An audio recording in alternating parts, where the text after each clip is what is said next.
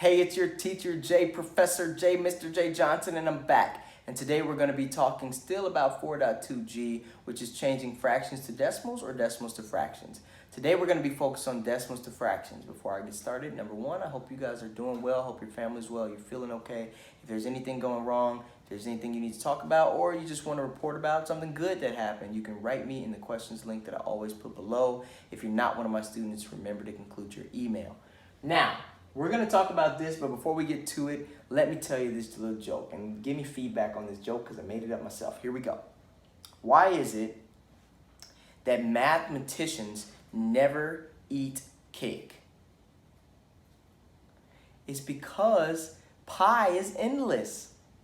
Okay, that's kind of like a higher level math joke, but if you get it, write me back. I thought it was funny. Anyway, we're going to get started. Okay, so we have 56 hundredths and 5 and 32 hundredths. We're just converting decimals to fractions. Remember, if you say it, you own it when it comes to changing fractions to decimals or decimals to fractions. This video is going to be really short because we already did fractions to decimals and you saw a little bit how the strategies work, so we kind of just go the opposite way here.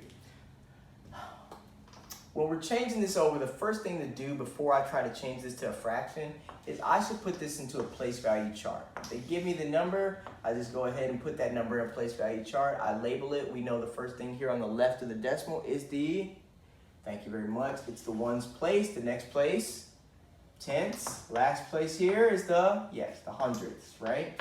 So we have these places set up just like so. We see now that I have 56 hundredths. That's key because that 56 hundredths tells me what the denominator is. It says hundredths there, so I'm going to write hundredths right here. It says 56, just like so, people.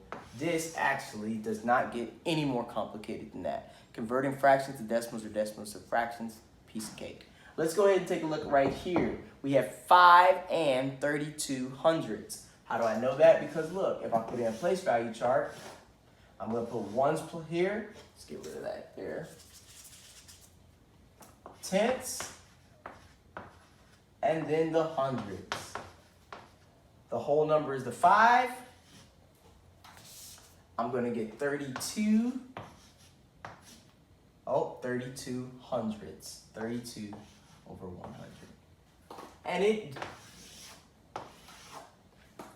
just like that, folks. It's easy peasy, lemon, yeah, you got it, lemon squeezy. It's not that difficult. I am going to include a link to the 5th grade standard below this because in 5th grade we start doing actually simplification and things like that. If you're interested in doing the bonus work, I would watch the 5th grade video as well. Hope you guys are doing well. Peace.